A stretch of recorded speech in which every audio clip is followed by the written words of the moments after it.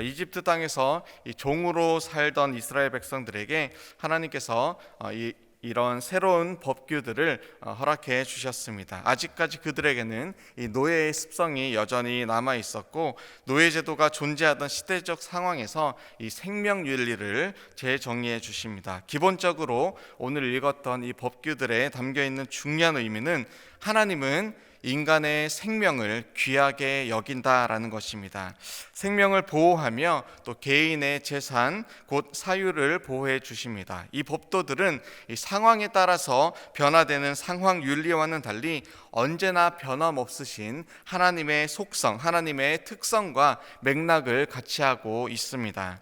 법이 없으면 타락한 인간은 자신이 원하는 대로 자기 자신의 기준점이 되어서 죄를 죄로 여기지 않게 됩니다. 유대 역사에서 쭉 보면 이 사사기 시대에 정말 절망적인 그런 시대임을 우리가 알 수 있습니다. 사사기 17장 16절 말씀에서, 그때에는 이스라엘에 왕이 없었으므로 사람마다 자기 소견에 옳은 대로 행하였더라 라고 기록합니다. 좋은 법을 강제한다고 해서 그 사회가 반드시 완벽한 모습으로 변모한다라는 그러한 보장은 없지만, 질서를 장려하고 그리고 혼란을 방지한다는 데서 분명한 이 법규들, 이 법의 효력이 있습니다. 오늘 말씀을 통해서 우리의 생명을 중요시하시며 또 동해 복수법에 대한 이 하나님의 마음을 또 하나님의 명령을 발견하고, 이 모든 생명은 하나님 앞에서 다 같이 중요함을 다시 한번 깨닫는 시간 되시기를 주님의 이름으로 축원합니다. 먼저 시내산에서 모세가 십계명을 받았습니다. 그 중에 6번째 해당하는 것이 무엇입니까? 바로 살인하지 말라라는 그러한 계명입니다. 하나님은 모든 생명을 다 중요하게 여기십니다. 내 생명이 중요하다면 내 옆에 있는 사람, 또 이 교회 밖에 있는 사람의 생명도 또한 중요합니다. 내가 잘못한 것이 없는데 누가 함부로 나를 감옥에 집어넣거나 나를 상하게 할 수 있습니까? 그럴 수 없죠. 미국이나 혹은 한국과 같이 나름 선진화된 나라에서는 이 생명에 대한 법이 점점 더 나아지고 있습니다. 제법 잘 보장되어 있습니다. 이는 생명을 중시하는 이 사회적 합의가 있고 또 법의 보호 속에서 우리가 살아갈 수 있도록 그렇게 법제화하기 때문입니다. 하나님께서 오늘 말씀을 통해서 이 사형에 해당되는 여러 가지 제목을 주셨을 때에 우리는 그 속에서 하나님의 형상대로 지음받은 인간의 기본 가치를 발견하게 됩니다. 만약 우리가 다른 사람을 죽이면 그것은 하나님의 형상, 곧 하나님의 모습 그대로 창조를 받은 자를 우리가 죽인다라는 의미가 있습니다.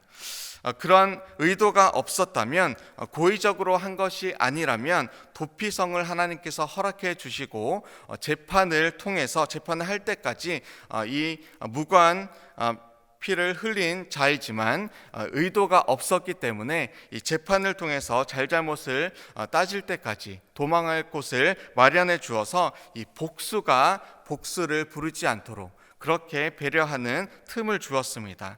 하지만 고의적으로 의도를 가지고 죽인 자는 반드시 죽이라고 함은 하나님께서 얼마나 우리 각 사람의 각 인간의 이 생명을 중요시하는지 그것을 발견할 수 있는 것입니다. 특별히 오늘 말씀 15절에서 우리는 그 부모를 치는 자, 그리고 17절에서 자기 아버지나 어머니를 저주하는 자, 말로도 이렇게 저주한다면 그 자는 반드시 죽이라라는 엄중한 법을 발견하게 됩니다.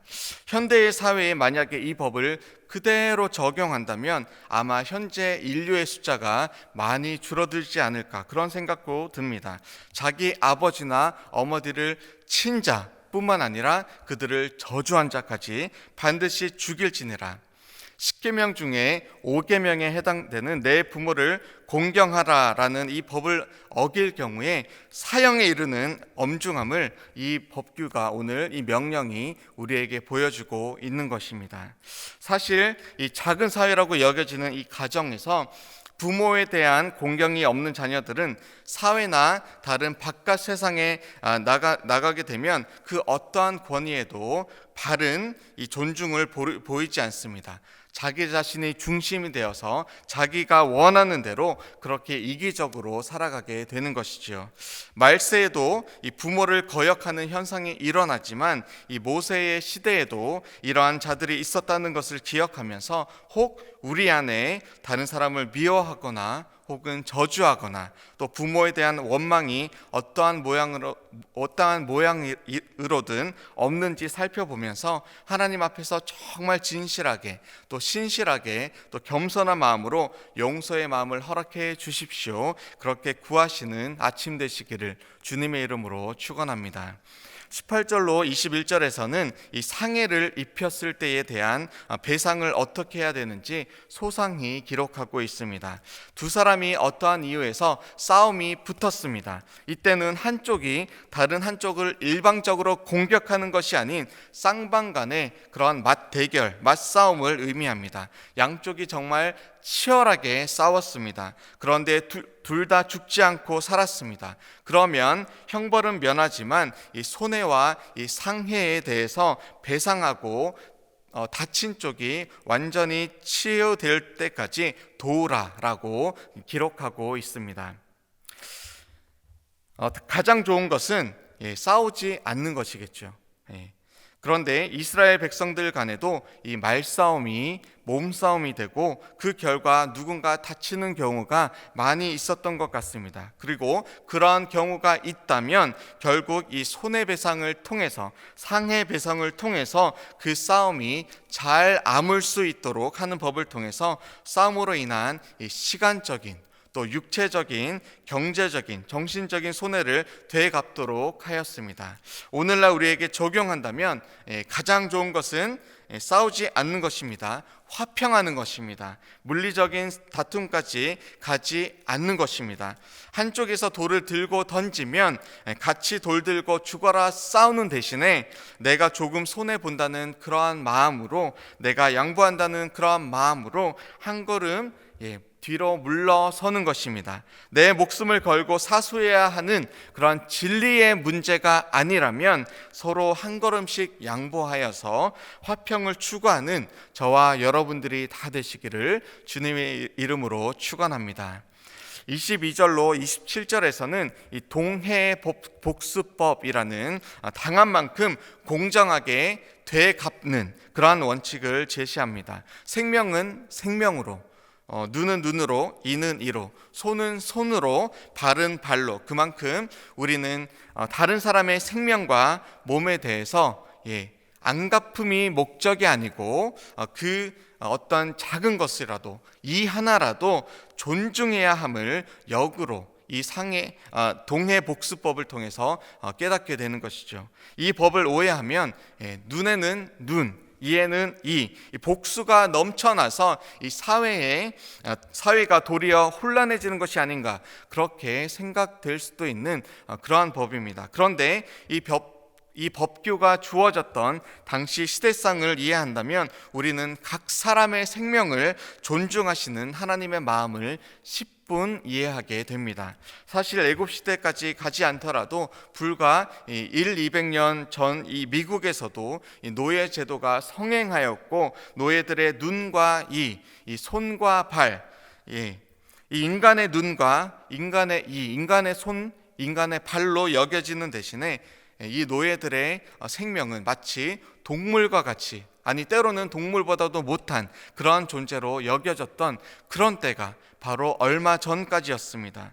사람의 가치가 돈으로 매겨져서 사람의 생명이 매매가 되었고, 한 사람의 생명을 죽이고 살리는 것은 이 돈을 가진, 힘을 가진 주인의 결정에 달려 있었습니다. 이 노예의 생명을 보호해 줄 법도 마땅히 없었습니다. 얼마 전까지 그러했다면 이 애굽 시대의 약자를 잔인하게 괴롭히고도 이 얼마간의 벌금을 지불하면 그만이었던 이 다른 나라와는 다르게, 이제 하나님께서는 이스라엘 백성들에게 세상과는 다르게 부자든 가난한 자든 강한 자든 약한 자든 그 누구도 이 생명의 해를 끼치는 자는 똑같이 그 해를 당하도록 법을 주시면서 결국 모든 사람에게 서로가 서로를 존중하게끔, 생명을 귀하게 여기게끔 그렇게 하셨습니다. 이 법이 세워지지 않았다면 그 누가 다른 사람의 눈을, 또 이를, 손을, 발을 함부로 해하거나 다치게 할 수 있는 그런 마음 속에서 살아갈 수밖에 없었을 것입니다. 내가 다른 사람의 일을 부러뜨리면, 내 일을 똑같이 부러지게 한다면 누가 감히 다른 사람의 일을 함부로 부러뜨리겠습니까? 하나님은 생명을 귀하게 여기시는 하나님이십니다. 오늘 말씀을 통해서 우리는 그것을 다시금 깨닫게 됩니다. 남녀노소, 또 강자나 약자, 주인이나 종이나 인간이 만들어 놓은 이 제도 속에서도 이 불완전한 사회적 합의가 있는 그 어떤 곳에서도 한 가지의 명제, 인간의 생명은 하나님의 형상대로 지으심을 받은 그 생명은 존중을 받아야 한다라는 것을 예로부터 지금까지 한결같이 우리에게 오늘 말씀을 통해서 다시금 깨닫게 하십니다. 하나님의 형상대로 지음받은 우리가 마찬가지로 하나님의 형상대로 지으심을 받은 다른 사람들을 내 몸과 같이 귀하게 여겨야 하는 것입니다. 하나님은 이 타락한 인간이 보일 수 있는 이 범죄에 대한 바운더리를 두심으로 죄를 최소한으로 지을 수 있도록 하는 소급적 법을 주셨다면, 이제 우리 가운데 오신 예수 그리스도께서 마음으로도 범죄하지 말라, 미워하면 살인과 같다, 오른뺨을 맞으면, 누가 때리면 왼뺨도 내어주어라, 오리를 가자면 심리를 가주어라, 그렇게 상식적으로 납득이 되지 않는 적극적인 그러한 용서와 사랑의 그 법칙을 가르쳐 주셨습니다.